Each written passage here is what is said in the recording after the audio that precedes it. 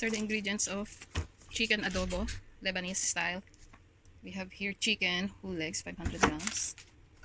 Also this. We will need the bay leaves. 1 tablespoon of sugar, black pepper, soy sauce, vinegar, little bit salt, and French fries tin cup.